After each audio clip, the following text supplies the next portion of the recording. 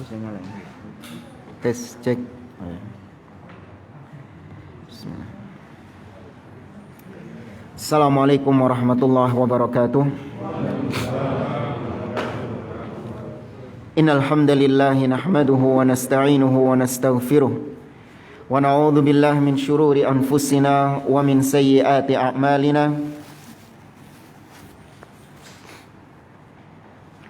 Man yahdihillahu fala mudilla lahu wa man yudlil fala hadiya lahu. Wa asyhadu an la ilaha illallah wahdahu la syarika lahu wa asyhadu anna Muhammadan abduhu wa rasuluh. Ya ayyuhalladzina amanu taqullaha haqqa tuqatih wa la tamutunna illa wa antum muslimun.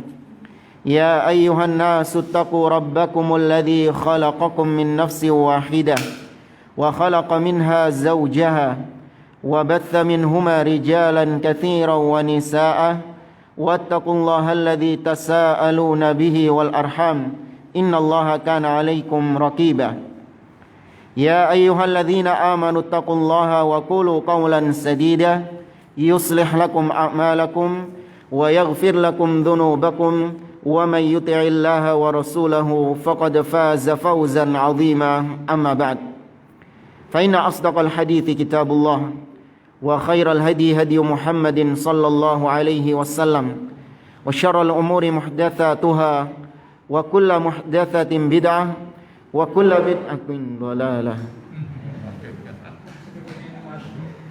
Oh, tes cek. Wa kullu dhalalatin finnar. Ma'asyiral muslimin, ikhwani fillah wa akhwati rahimani wa rahimakumullah. Alhamdulillah, di pagi hari ini Allah Subhanahu wa taala pertemukan kita kembali di majelis ilmu di salah satu taman-taman surga yang ada di dunia. Kita melanjutkan kembali pembahasan Fatawal Aqidah yang dibawakan oleh Fadilatul Syekh Muhammad bin Shalih Al-Utsaimin rahimahullahu taala. Di pertemuan pagi hari ini beliau rahimahullahu taala ditanya, wa su'ila an syakhsin yuwaswisu ilaihi syaitanu bihadha su'al man khalaqallah fahal yu'athiru dhalika alaihi. Dan pertanyaannya, beliau Syekh Utsaimin rahimahullah ta'ala ditanya tentang ada seseorang yang dia itu dibisiki oleh syaitan dengan pertanyaan siapa yang menciptakan Allah. Ya, ada syaitan yang sering membisikkan kepada dirinya sehingga itu mengganggu pemikirannya. Terus ada di dalam jiwanya pertanyaan siapa yang menciptakan Allah.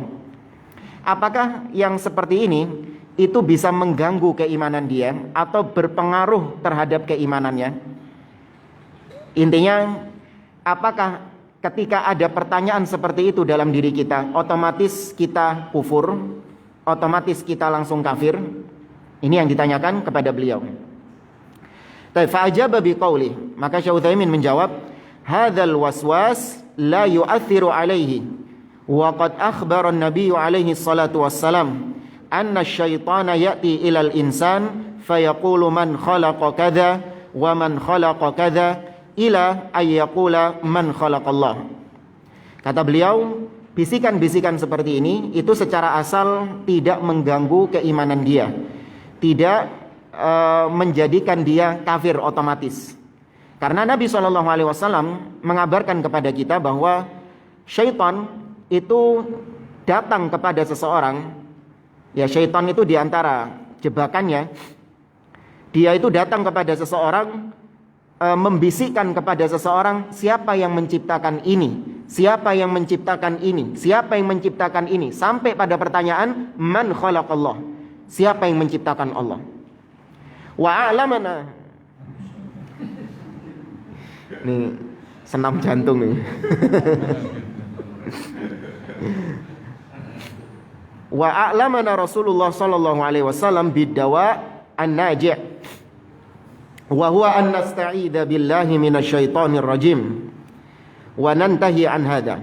Kata beliau, Nabi sallallahu alaihi wasallam itu mengajarkan kepada kita dengan sebuah tips.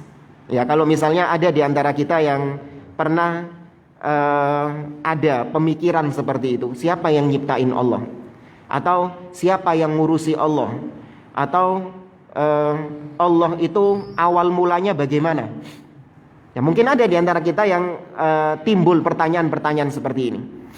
Maka Nabi SAW memberikan solusi, yaitu hendaklah tatkala perasaan itu, pertanyaan itu, bisikan itu muncul ke dalam diri kita, kita minta perlindungan kepada Allah, kita berta'awud kepada Allah Subhanahu wa taala, kemudian kita palingkan pertanyaan tersebut dan tidak kita hiraukan. Jangan terus dicari-cari. Nah, ini kalau orang-orang filsafat terus tambah dicari-cari sama dia, tambah diobok-obok pertanyaan, tambah diperluas pertanyaannya. Nah, ini bukan tuntunan Nabi SAW. Maka minta perlindungan kepada Allah, a'udzubillahi minasyaitonirrajim, kemudian palingkan dari bisikan-bisikan tersebut. Fa in tara 'alaika hadha syai' wa khatara bi balika faqul a'udzubillahi minasyaitonirrajim wantahi anhu wa a'rid i'radan kulliyan wa sayazulu biidznillah. Maka kata beliau, kalau perasaan ini hinggap di dalam diri Anda, katakan a'udzubillahi minasyaitonirrajim. Kemudian palingkan bisikan tersebut, insya Allah dengan izin Allah akan hilang bisikan-bisikan syaitan itu. Tapi kalau Anda teruskan, nah ini yang bisa menyebabkan mempengaruhi keimanan Anda. Ya, mempengaruhi keimanan Anda. Dan kemudian pertanyaan berikutnya, wa su'ila syekh, hal yajibu 'alal kafir ayya'taniqa al-Islam? Apakah wajib bagi seorang kafir untuk memeluk Islam? Ya, apakah wajib orang kafir memeluk Islam? Fa'ajaba biqaulih, maka beliau menjawab, yajibu ala kulli kafirin ayya'taniqa dinal Islam walau kana nasraniyan aw yahudiyan. Kata beliau, wajib bagi orang kafir untuk dia masuk memeluk agama Islam, entah dia Yahudi ataupun Nasrani. Lianna Allah Ta'ala yaqul fil kitabil aziz. Nah, berarti tadi itu pertanyaannya gara-gara tentang syaitan. Saya tanya nggak ada kok. Baik. Beliau mengatakan, Allah Subhanahu wa taala berfirman, "Qul ya ayyuhan nas, inni rasulullahi ilaikum jami'an, alladzi lahu mulkus samawati wal ard, la ilaha illa huwa yuhyi wa yumiit." فآمنوا بالله ورسوله النبي الأمي الذي يؤمن بالله وكلماته واتبعوه لعلكم تهتدون. Dalam surat Al-A'raf ayat 108. Allah mengatakan, wahai semua manusia, yang dipanggil di sini ya ayyuhan nas. Wahai semua manusia, sesungguhnya aku adalah utusan Allah kepada kalian semuanya. Yang mana Allah Subhanahu wa taala itulah yang memiliki semua kerajaan langit, kepemilikan langit dan kepemilikan bumi. Tidak ada yang berhak disembah kecuali Dia. Dia yang menghidupkan dan mematikan. Fa'aminu billah, maka berimanlah kalian wahai seluruh manusia kepada Allah dan kepada Rasulnya. Baik, di sini jelas perintah Allah Subhanahu wa taala untuk masuk ke dalam agama Islam. Fawajibun ala jami'in nas ayyuminu bi Rasulillah sallallahu alaihi wasallam illa anna hadatin al-islami min rahmatillahi azza wa jalla wa hikmatih annahu abaha li ghairil muslimin ayyabqu ala diyanatihim. Maka dengan demikian wajib bagi seluruh manusia untuk beriman kepada Allah dan Rasulnya. Hanya saja memang di antara rahmat Allah Subhanahu wa taala, orang-orang kafir mereka ini masih dibiarkan hidup di atas muka bumi ini. Memang wajib masuk Islam, namun Allah Subhanahu wa taala tidak memaksa mereka untuk masuk Islam di dunia ini. Dalam artian, kalaupun mereka tidak masuk Islam, maka mereka masih tetap bisa hidup di dunia ini. Masih diberi rizki oleh Allah Subhanahu wa taala. Ya, ini di antara rahmat Allah Subhanahu wa taala. Karena Allah Azza wa Jalla berfirman dalam surah Al-Kahf, kata Allah Subhanahu wa taala, "Faman syaa'a falyu'min wa man syaa'a falyakfur." Barang siapa yang mau beriman, silahkan dia beriman. Tapi barang siapa yang mau kufur, silahkan kufur. Allah biarkan dia hidup di atas muka bumi ini, tidak dipaksa sama Allah Azza wa Jalla. Dan Allah mampu jamaah.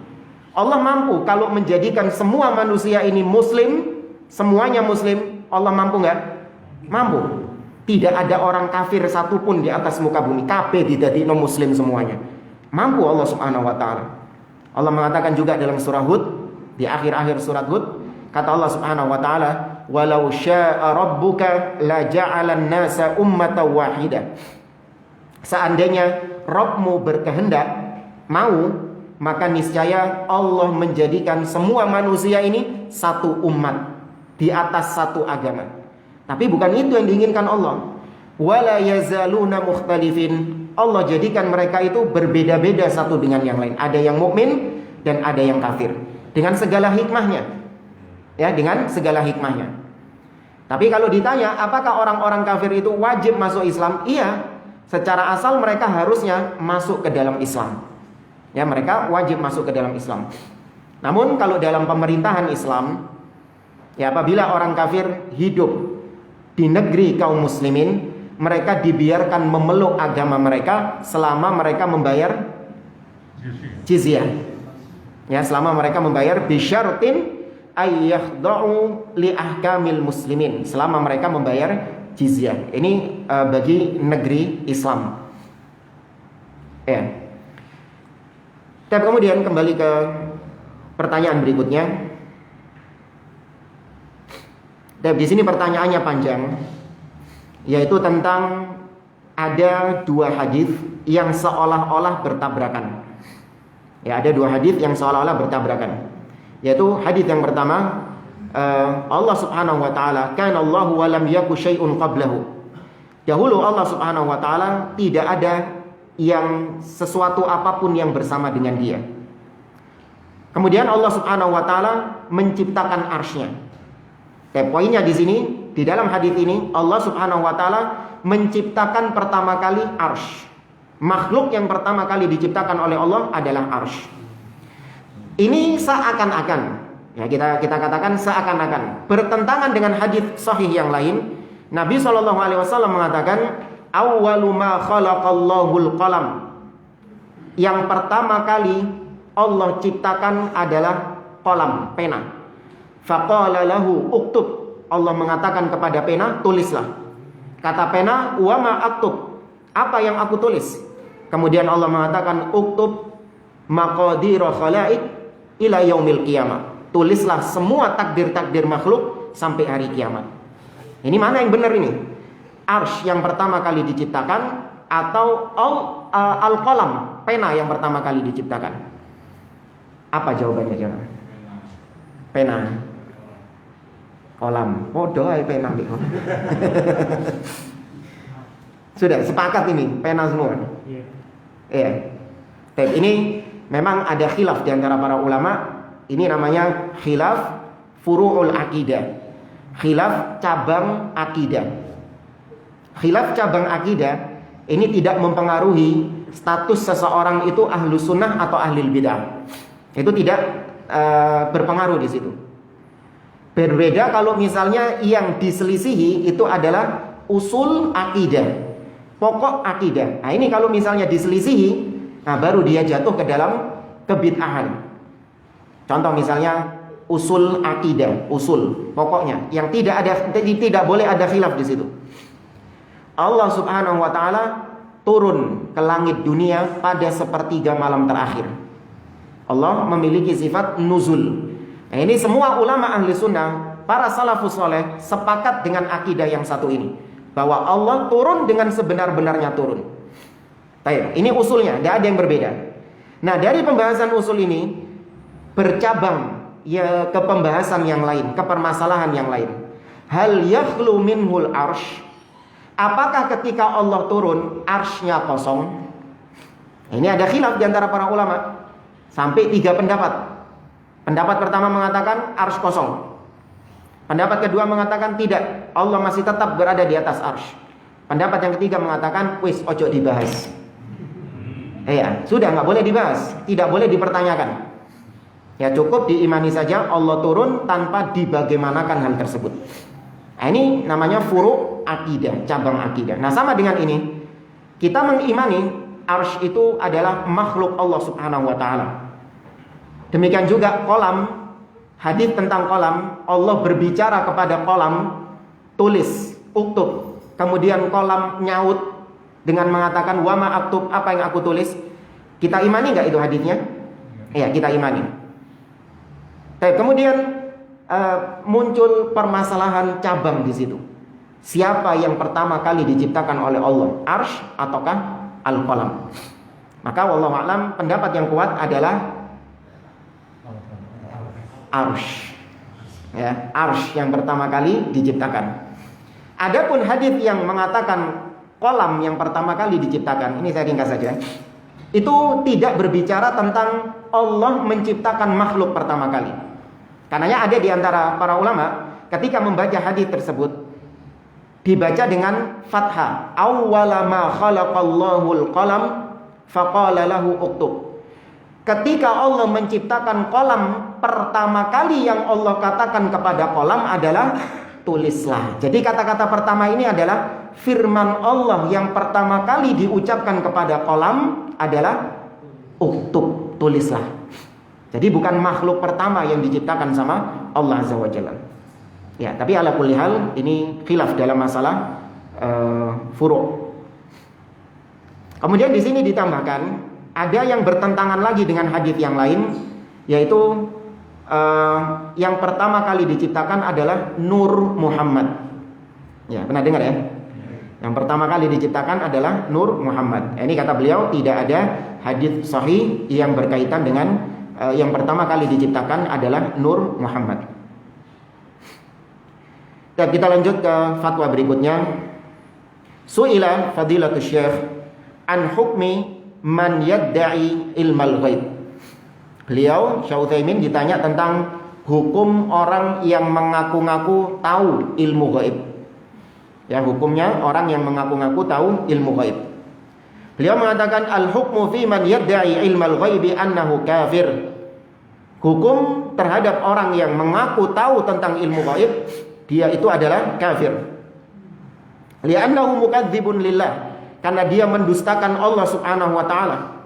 Allah Azza wa Jalla mengatakan di dalam firman-Nya surah An-Naml ayat 65, Allah mengatakan qul la ya'lamu man fis samawati wal ardil ghaiba illallah. Katakanlah, tidak ada yang di langit ataupun di bumi yang tahu tentang ilmu gaib kecuali Allah Subhanahu wa taala.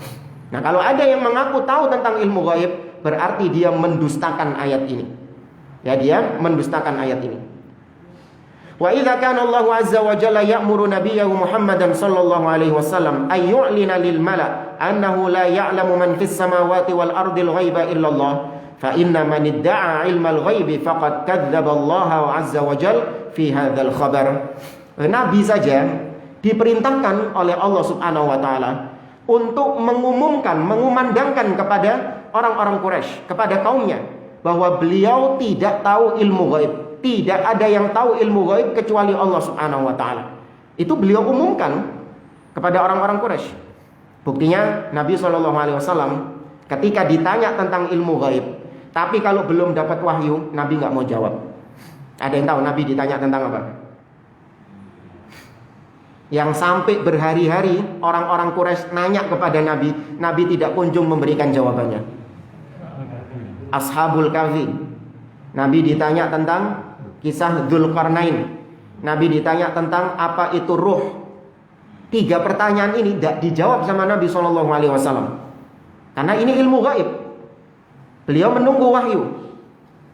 Ya, ini menunjukkan bahwa Nabi saja tidak mengetahui hal gaib.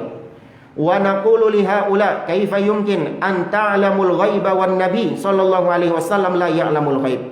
Maka kita katakan kepada para dukun-dukun, peramal-peramal, bagaimana mungkin kalian bisa tahu ilmu gaib, sedangkan Nabi SAW saja tidak tahu perkara yang gaib. Nah, ini sekarang yang tahu ilmu gaib itu bukan cuma dukun paranormal ya. Ada yang modelnya ustadz sekarang.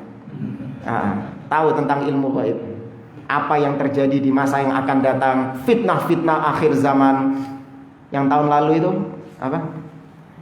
Meteor tanggal 15 Ramadan pas hari Jumat. Ya. Ternyata setelah ditunggu-tunggu nggak ada meteornya, klarifikasi di YouTube. Iya, nggak jadi kiamatnya. Diundur. Iya. Demikian juga ada yang terbaru kemarin. salah satu dari ustadz akhir zaman itu, ya lucu juga sih, tapi ya gemes juga ya. Dia bilang, mengutip hadis Nabi SAW, Innallaha yab'atsu ala ra'si kulli mi'ati sanah man yujaddid laha dinaha. Sesungguhnya Allah akan mengutus pada setiap awal permulaan 100 tahun, Allah akan mengutus seseorang yang akan memperbaharui agama. Jadi seseorang yang akan dianggap sama dia menjayakan umat Islam. Kemudian ditarik sama sejarah.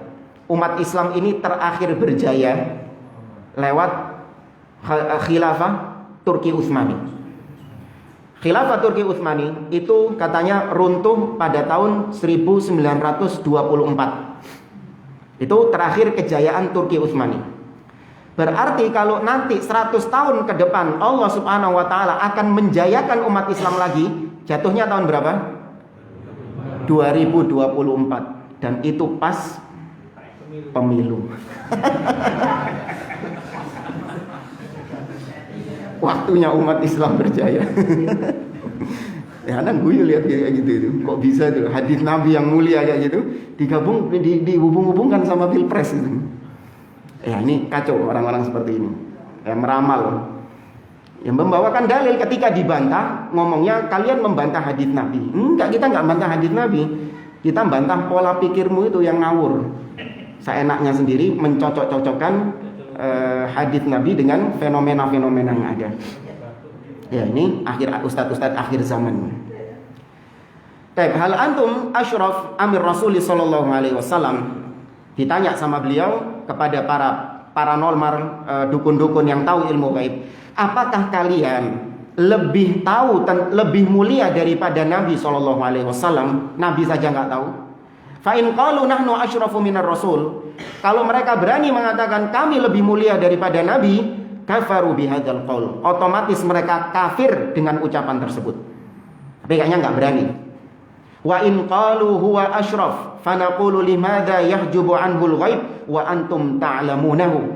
Kalau kalian mengatakan Nabi lebih mulia daripada kalian, maka kok bisa Nabi enggak tahu tentang ilmu gaib, lah kalian kok bisa tahu? Nah ini sama, pertanyaan ini juga kita ajukan kepada ustadz-ustadz akhir zaman itu. Nabi saja ketika ditanya sama Jibril, akhbirni anis sa'ah, beritakan kepadaku kapan terjadinya kiamat tersebut. Nabi mengatakan, mal mas'ulu anha bi'a'lama minas sa'il. Yang ditanya tidak lebih tahu daripada yang bertanya. Nah ini dua makhluk yang paling mulia ya. Jibril, malaikat yang paling mulia di antara semua malaikat, dan Nabi, manusia yang paling mulia di antara semua manusia. Dua-duanya nggak tahu kapan kiamat itu. Ini dengan enaknya mengatakan kiamat terjadi tanggal sekian dengan tanda-tanda ini dan ini, meteor, atau Saudi sekarang sudah hijau, atau sungai ini sudah kering dan lain sebagainya. Apakah kalian lebih mulia daripada Nabi? Kemudian Allah Subhanahu wa taala berfirman di dalam surah Al-Jin ayat 62 dan 67. Allah mengatakan alimul ghaib fala yuzhiru ala ghaibihi ahada illa man irtada mir rasulin. Kata Allah Subhanahu wa taala, dialah Allah yang mengetahui ilmu ghaib. Allah tidak menampakkan ilmu ghaib kepada siapapun kecuali rasul yang dia ridhoi. Kecuali kepada rasul yang dia ridhoi. Nah, di sini ada sebagian orang yang salah memahami ayat ini. Dianggapnya ayat ini menegaskan Nabi tahu ilmu gaib. Buktinya Allah sendiri mengatakan dia tidak membocorkan ilmu gaib itu kepada siapapun kecuali kepada Rasul yang dia ridhoi.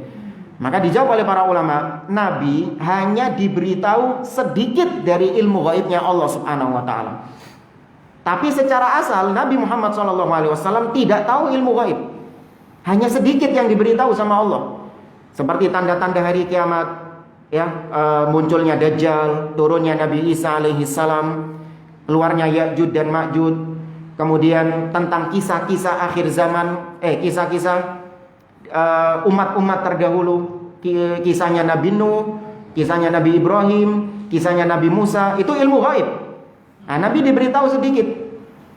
Yang tidak diberitahu sama Allah, ya Nabi nggak tahu. Banyak itu dalilnya. Di antaranya Nabi SAW pernah suatu ketika tatkala berangkat bersama pasukannya, dan juga Aisyah radhiyallahu taala anha kehilangan kalungnya. Pernah dengar kisah itu? Dicari-cari sampai sama Nabi SAW. Ternyata di mana? Di bawah untanya. Itu lama nyarinya itu. Seandainya Nabi tahu ilmu ghaib, langsung dibilangi. Di bawah unta itu. Nabi SAW pergi berdakwah ke Taif. Di Taif, Nabi berharap supaya ada penduduk Taif yang mau beriman kepada beliau, mau menolong beliau. Ternyata sampai sana, satupun penduduk Taif gak ada yang beriman. Masih mending. Tapi Nabi pulangnya dilemparin batu sampai berdarah-darah. Nah, kalau Nabi tahu tentang hal ghaib, budal gak? Gak bakalan budal. Ayo seru tutup kono dilempari watu. Gak bakalan berangkat Nabi. Nah, ini menunjukkan Nabi SAW tidak tahu ilmu ghaib. Ya, di sini beliau bawakan dalil-dalilnya. Anak kira sudah cukup. Beberapa dalil tadi menunjukkan tidak ada yang tahu ilmu ghaib kecuali Allah Subhanahu wa taala. Dan kemudian beliau ditanya, "Kaifa nuwaffiqu baina ilmil atibba'il an bi dzukuratil janin aw unuthatihi?" Wa qauluhu ta'ala wa ya'lamu ma fil arham. Kata beliau ditanya, bagaimana kita mencocokkan antara ilmu kedokteran sekarang yang bisa mengetahui janin laki-laki atau perempuan, USG, ya, bisa mengetahui janin itu jenis kelaminnya laki-laki atau perempuan. Bagaimana kita mencocokkan ilmu kedokteran tersebut dengan firman Allah Subhanahu wa taala yang ada di dalam akhir surah Luqman? Allah mengatakan wa ya'lamu ma fil arham, dan Allah mengetahui apa yang ada di dalam rahim. Ya, Allah mengetahui apa yang ada di dalam rahim. Nah, ini juga seakan-akan bertabrakan. Tapi dijawab sama beliau, qabla an atakallama an hadhihi al-mas'alah uhibbu an ubayyana annahu la yumkin ay yata'arada sharih al-Qur'anil Karim ma'al waqi'i abadan. Sebelum beliau menjawab, kata beliau, aku jelaskan terlebih dahulu tentang sebuah kaidah yang harus kita pahami bersama, bahwa tidak mungkin terjadi pertentangan antara Al-Quran, antara dalil dengan realita yang ada. Itu nggak mungkin bertentangan. Seandainya terjadi pertentangan, baca di sini. Wa annahu idza dhahara fil waqi' ma dhahiruhu al-mu'aridah fa imma an yakuna al-waqi' mujarrad da'wa la haqiqata lahu. Kalau ternyata muncul di dalam kenyataan realita di lapangan, itu kenyataannya memang bertentangan dengan apa yang ada di dalam Al-Quran dan Sunnah juga, maka bisa jadi yang pertama, kenyataan tersebut, fakta yang ada di lapangan itu hanya sekedar dugaan saja. Hanya sekedar dugaan-dugaan saja, tidak pada hakikatnya. Wa imma ayyakun Al-Quran Al-Karim ghairu sharihin fi mu'aradatihi. Atau bisa juga yang kedua, Al-Quran memang tidak menjelaskan bahwasanya apa yang terjadi di lapangan itu bertentangan dengan Al-Quran. Contoh yang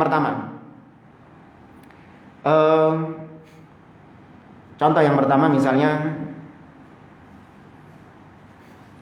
ya, Nabi SAW mengabarkan bahwa, atau dalil mengabarkan bahwasanya para peramal-peramal atau ya dukun-dukun itu semuanya adalah kadzab, pendusta.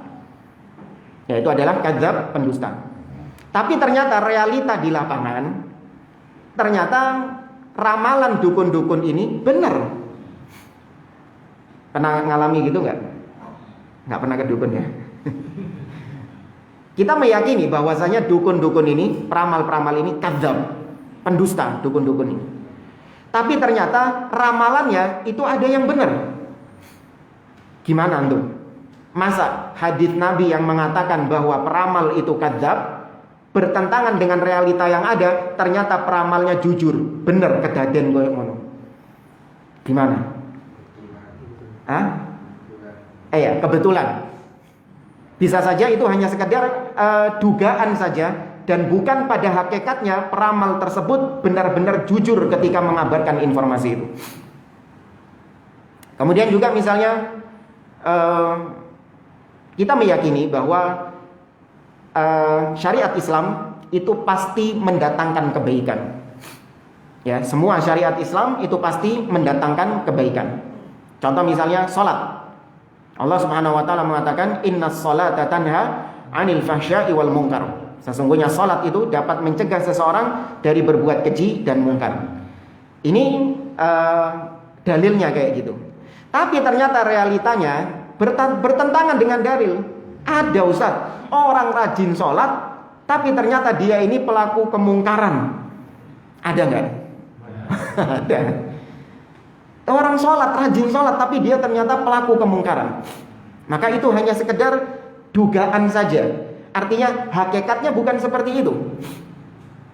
Ya, hakikatnya bukan seperti itu. Hakikatnya memang dia ini sholatnya ada yang error. Paham ya? Sholatnya ada yang error, sehingga ayat tadi itu tidak berlaku lagi bagi dia. Ya, tapi intinya jemaah, yang ditegaskan sama beliau, tidak mungkin ada pertentangan antara dalil-dalil Al-Quran dan Sunnah dengan realita yang terjadi di lapangan. Kalau ternyata terjadi perbedaan dengan realita yang terjadi di lapangan, Anda harus tetap berpegang pada dalil. Tetap harus berpegang pada dalil. Nggak boleh percaya dengan realita-realita yang ada, karena realita yang ada ini semu. Ya, realita yang ada ini adalah semu. Fa idza tabayyana dzalik faqad qil innahumul an tawassalu biwasitatil alatid daqiqah lil kashfi amma fil arham. Maka kalau sudah Anda meyakini hal tersebut, sekarang ada alat-alat di zaman sekarang, kata beliau, yang bisa menyingkap apa yang ada di dalam rahim. Wal ilmu bi kaunihi untha au dzakara fa in kana ma qila batilan fala kalam. Alat ini, kata beliau, USG ini bisa menyingkap jenis kelamin si bayi, laki-laki atau perempuan. Kalau dikatakan USG ini tidak benar, ya sudah selesai pembahasannya. Ya, kalau dikatakan USG ini nggak akurat, ya wes selesai, berhenti pembahasannya. Wa in kana shadiqan, tapi kalau dikatakan enggak, USG ini benar, fa innahu la yu'aridul ayat, tetap tidak bertentangan dengan ayat yang tadi kita baca, wa ya'lamu ma fil arham, hanya Allah yang mengetahui apa yang ada di dalam rahim. Tetap tidak bertentangan. Haitsu innal ayat tadullu ala amrin ghaibiyyin huwa muta'alliqu ilmi Allah ta'ala fi hadhihi al-umuril khamsah. Karena ayat tersebut itu berbicara tentang ilmu Allah Subhanahu wa taala, yaitu tentang si bayi tersebut. Tentang si bayi tersebut. Yang pertama, miqdaru muddatihi fi batni ummi, yaitu tentang berapa lama dia berada di dalam rahim ibunya, di dalam perut ibunya. Wahayatihi, nanti bagaimana kehidupannya di dalam rahim tersebut. Apakah cukup gizinya, atau nanti ketika keluar dia sehat, sampai berapa umurnya, nggak ada yang tahu. USG secanggih apapun nggak ada yang tahu kayak ini. Kemudian wa amalihi, ketika dia nanti keluar, bagaimana amal-amal perbuatan dia. Wa rizkihi, dan juga rizkinya si bayi ini ditetapkan sama Allah Subhanahu wa ta'ala, dan Allah mengetahui rizkinya si bayi ini sampai umur berapa. Rizkinya Allah Subhanahu wa ta'ala yang mengatur semua. Wa syaqawatihi wa sa'adatihi, dan Allah tahu dia ini nanti di akhirat termasuk orang yang sengsara atau orang yang bahagia. Itu Allah Subhanahu wa ta'ala mengetahui apa yang ada di dalam rahim tersebut. Wa kaunuhu dzakaran am untha qabla ay yukhallaq amma ba'da ay yukhallaq falaysa al-ilmu bi dzukuratihi aw unuthatihi min ilmil ghaib. Adapun mengetahui itu jenis kelaminnya laki-laki atau perempuan, ini sudah tidak lagi dikatakan ilmu ghaib. Kenapa? Karena sudah nampak enggak? Sudah nampak. Itu bukan ilmu ghaib, itu namanya. Sesuatu yang sudah nampak, sudah diketahui, itu tidak lagi dikatakan ilmu ghaib. Karena ya Allah tidak menerima keimanan seseorang tatkala matahari sudah terbit dari arah barat. Allah mengatakan dalam surah Al-An'am, yauma ya'ti ba'du ayati rabbika la yanfa'u nafsan imanuha lam takun amanat min qabl di hari ketika datang tanda-tanda, sebagian tanda-tanda kekuasaan Allah, yaitu matahari terbit dari barat, maka tidak bermanfaat seorang yang menyatakan beriman di hari tersebut. Tidak bermanfaat. Kenapa? Karena namanya iman itu mengimani yang gaib. Nek wis ketok baru beriman, nah itu bukan iman namanya. Kenapa? Karena sudah kelihatan. Ya, karena sudah kelihatan.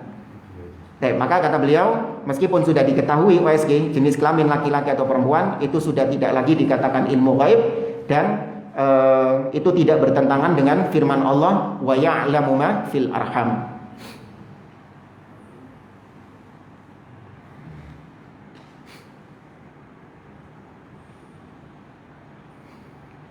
Kemudian jamaah yang dimuliakan oleh Allah Subhanahu wa taala,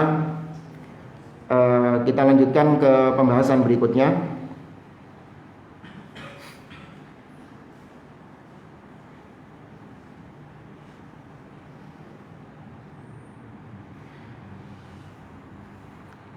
Kurang berapa menit ini?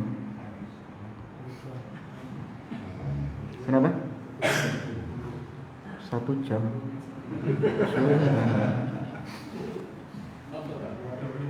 20 menit. Baik. Pertanyaan berikutnya, su'ila fadilatul syekh an syahadatain. Beliau ditanya tentang 2 kalimat syahadat. Asyhadatan, syahadatu an la ilaha illallah wa anna muhammadar rasulullah huma miftahul islam wa la yumkinud dukhul ilal islami illa bihima. Ya, sebagaimana kita ketahui, 2 kalimat syahadat itu kuncinya masuk Islam, dan tidak mungkin seorang masuk ke dalam Islam kecuali dengan 2 kalimat ini. Walihada amara Nabi sallallahu alaihi wasallam Mu'ad ibn Jabal radhiyallahu anhu hina ba'athahu ila al-Yaman ayyakuna awwala ma yad'uuhum ilaihi syahadah an la ilaha illallah wa anna muhammadan rasulullah.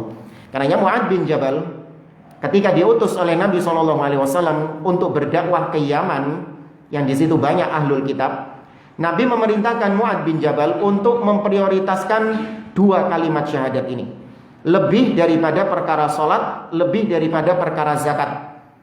Karena tidak ada manfaatnya seorang melakukan salat, seorang membayar zakat, namun dia tidak bersaksi dengan 2 kalimat yang agung ini.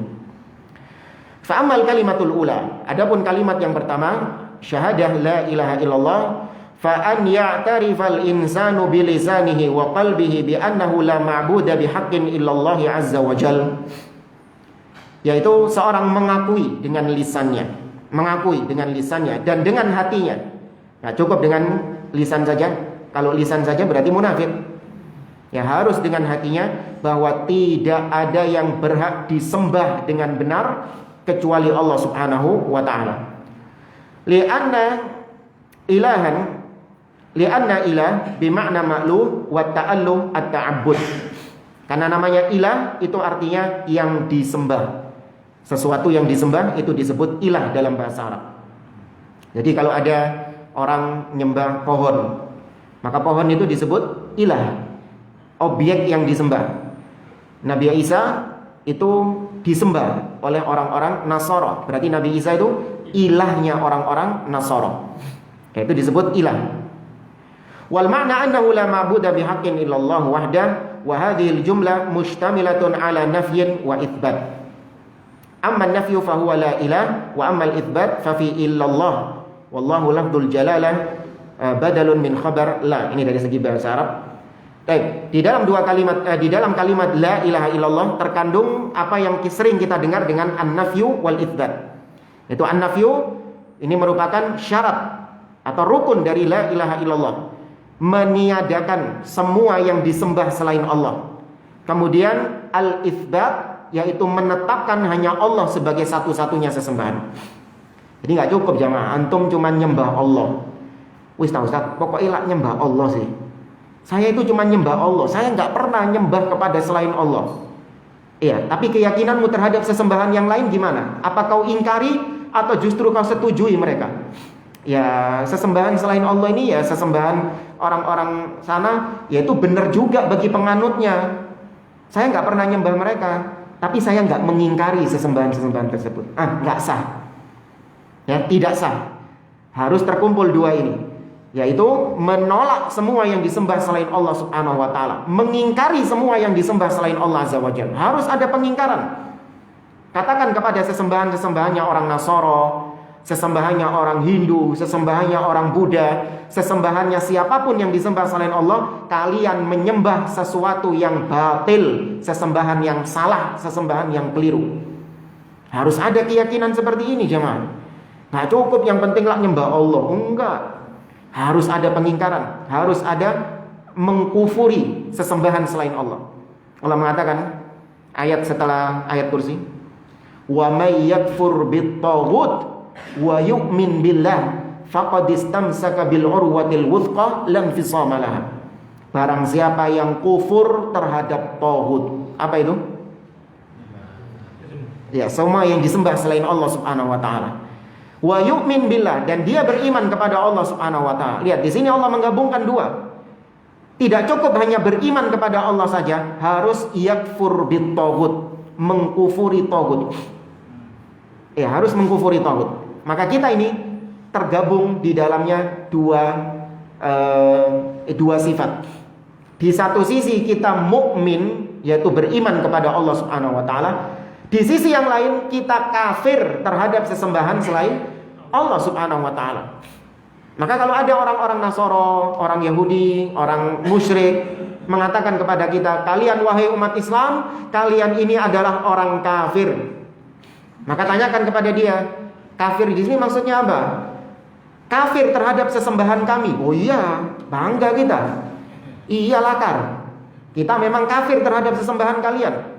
Kita nggak menyembah apa yang kalian sembah. Tapi kalau kalian mengatakan bahwa kami ini kafir secara mutlak, oh enggak. Kami mukmin, beriman kepada Allah Subhanahu wa taala, kafir terhadap sesembahan kalian. Nah,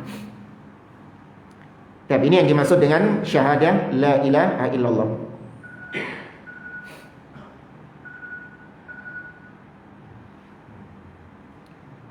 Kemudian kita ringkas wa amma makna syahada anna Muhammadan Rasulullah fa huwa al-iqraru bil lisan wal imanu bil qalb bi anna Muhammad ibnu Abdullah al-Qurashi al-Hashimi Rasulullah. Ini juga sering kita bawakan syahadat yang kedua, bahwa syahadat yang kedua ini mengharuskan kita mengakui dengan lisan dan dengan hati bahwa seorang yang bernama Muhammad bin Abdullah sallallahu alaihi wasallam, beliau adalah utusan Allah. Kata Syekh Muhammad bin Abdul Wahab dalam kitabnya Ushulul Tsalatsa, seorang yang mengikrarkan Muhammad Rasulullah, itu yang pertama, dia harus tasdiquhu fima akhbar, membenarkan apapun yang dikabarkan oleh Nabi SAW. Mau masuk akal ataupun gak masuk akal, selama itu informasinya keluar dari Nabi SAW, maka harus diyakini benar. Ya, sebagaimana Abu Bakar As-Siddiq ketika diinformasikan oleh orang-orang Quraisy bahwa Nabi melakukan perjalanan dari Masjidil Haram ke Masjidil Aqsa, naik ke atas langit, kemudian balik lagi ke Mekah satu malam, Abu Bakar As-Siddiq mengatakan, in kana kama qol fasadaqtu. Kalau memang itu cerita Nabi yang cerita kayak gitu, aku percaya dan aku benarkan cerita tersebut. Di saat sebagian orang-orang meragukan kisah Isra Mi'raj itu, tapi Abu Bakar As-Siddiq meyakini, membenarkan kisah tersebut. Ya, ini diantara keharusan seorang yang mengucapkan Muhammadun Rasulullah. Maka jangan seperti orang-orang liberal, filsafat yang senantiasa mempertentangkan keabsahan hadits Nabi dengan akal mereka. Ini dipertentangkan dengan akal mereka. Kok bisa begini, kok bisa begini? Oh, ini tidak sesuai dengan sains, tidak sesuai dengan realita yang ada, dan sebagainya. Ini bukan sifat seorang mukmin yang sejati. Kemudian tasdiquhu fima akhbar, ta'atuhu fima amar, mentaati apapun yang diperintahkan oleh beliau. Semampu kita taati apapun yang diperintahkan Nabi SAW kepada kita. Wajtinabu ma anhu naha wa zajar, menjauhkan diri dari apapun yang dilarang oleh Nabi SAW. Dan yang terakhir, wa alla yu'badallah illa bima syara', dan kita tidak menyembah Allah Subhanahu wa taala. Haram hukumnya menyembah Allah kecuali dengan syariat yang telah digariskan Nabi sallallahu alaihi wasallam. Saya bawakan dengan ungkapan haram menyembah Allah. Secara asal, haram hukumnya menyembah Allah kecuali dengan syariat yang telah diajarkan Nabi sallallahu alaihi wasallam. Berarti kalau bukan dengan syariat yang diajarkan Nabi, apa hukumnya? Haram. Ya, bid'ah-bid'ah yang dikerjakan oleh sebagian kaum muslimin haram hukumnya. Itu bukan bentuk ibadah kepada Allah Subhanahu wa taala. Ya, maka di bulan-bulan seperti sekarang, di akhir-akhir Ramadan seperti sekarang, kita kan sering diajak untuk beramal, ya enggak? Diajak untuk ayo amal soleh, apalagi ininya apa? Ajakan-ajakan gaspol. Ya. Gaspol sampai finish. Ya, jangan kasih kendor, ibadah terus. Ya bagus.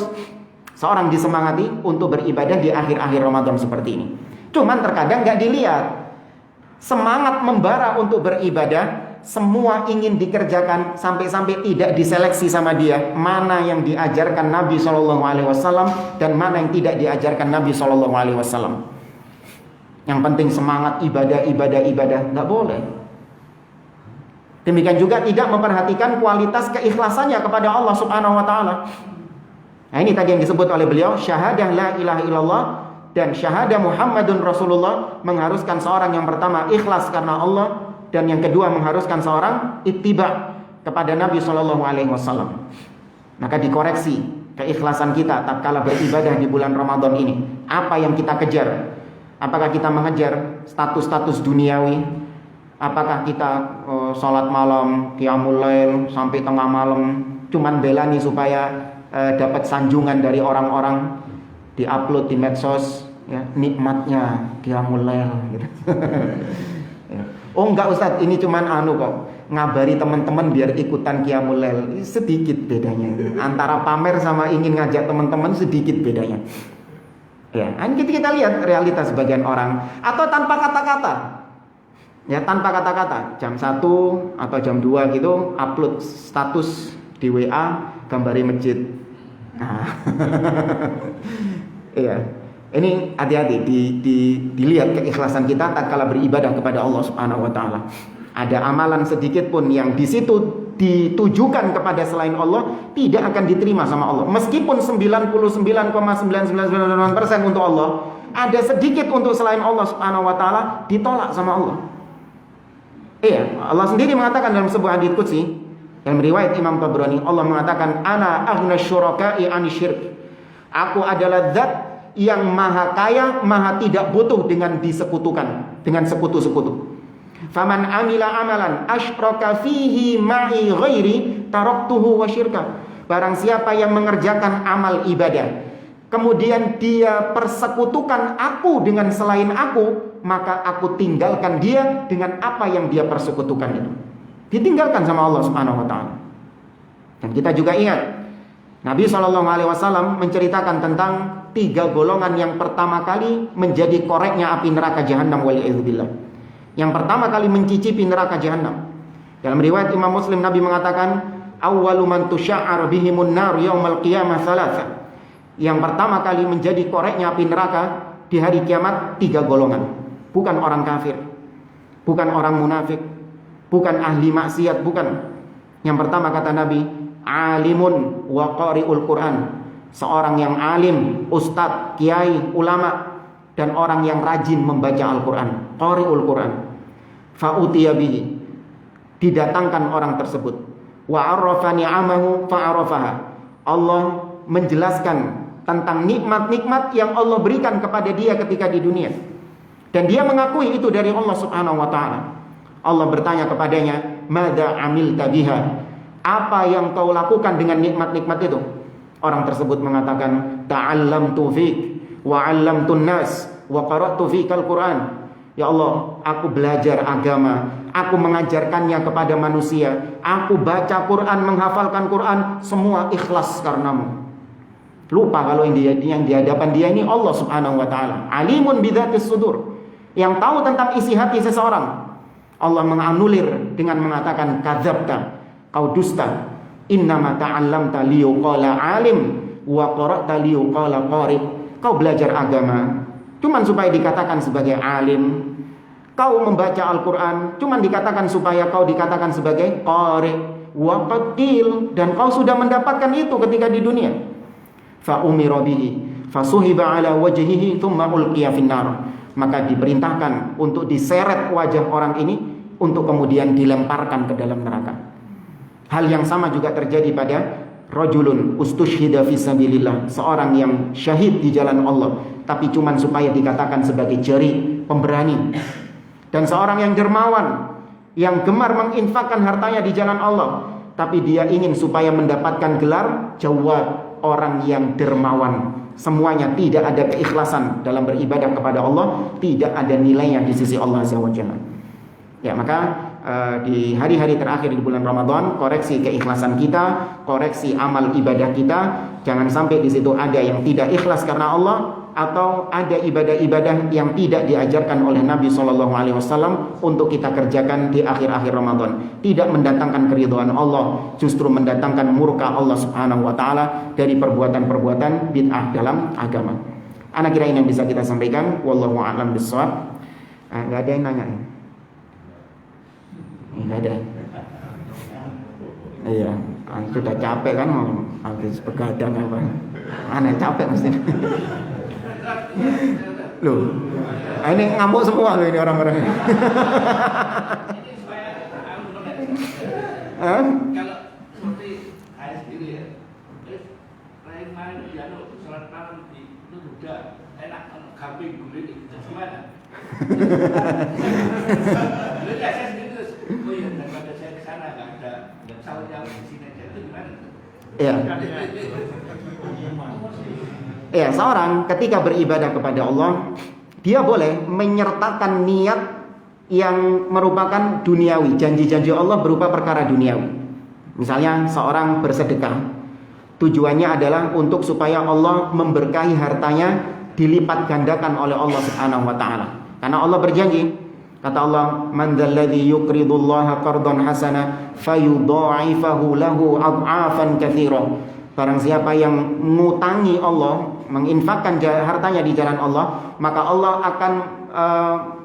akan melipat gandakan dengan lipatan-lipatan yang banyak. Maka seorang boleh ketika dia bersedekah, dia ingin mendapatkan hal tersebut. Namun itu tidak dijadikan sebagai niat pertama. Niat pertamanya tetap pahala di akhirat. Ya, niat pertamanya tetap pahala di akhirat. Adapun niat yang menyertainya yaitu ingin mendapatkan rizki yang berlipat-lipat dari Allah Subhanahu wa Ta'ala. Itu niat kedua. Nah, maka sama kalau tadi niat sholat di masjid ini. Kalau niat pertamanya itu sudah pingin makanannya, ini nggak dapat apa-apa dari Allah Subhanahu wa Ta'ala. Tapi kalau memang dia ini niatnya ingin untuk mendapatkan pahala dari Allah, ya, untuk mendapatkan sholat dan lain sebagainya, dan dia perhatikan itu jamaah, dia memperhatikan apakah masjidnya ini ibadahnya sesuai dengan sunnah, imamnya ini tidak cepat-cepat sholatnya, pokoknya sholatnya sesuai sunnah, khusyuk atau enggak. Dia juga memperhatikan dari sisi itu, enggak cuma memperhatikan makanannya saja.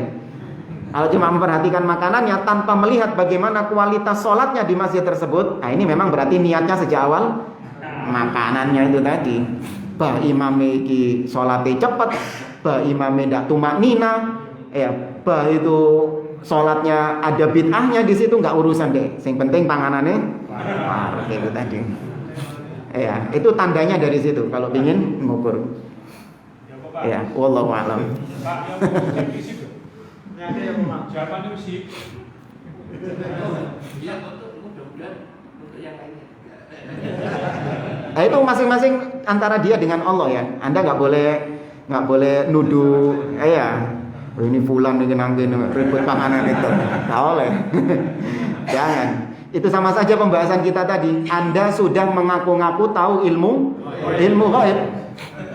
Karena niat seseorang itu hanya dia dan Allah yang tahu. Kalau Anda ngaku-ngaku tahu, dia ini niatnya cuma untuk nyari makanannya saja, nah ini berarti Anda mencari mengaku-ngaku ilmu gaib, tahu tentang ilmu gaib. Kecuali kalau orangnya sendiri yang ngaku.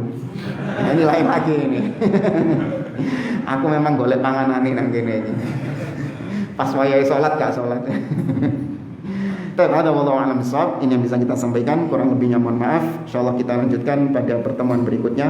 Kita akhiri subhanakallahumma rabbana wa bihamdik asyhadu an la ilaha illa anta astaghfiruka wa atubu ilaik. Wa akhiru da'wana anil hamdulillahi rabbil alamin. Wassalamualaikum warahmatullahi wabarakatuh.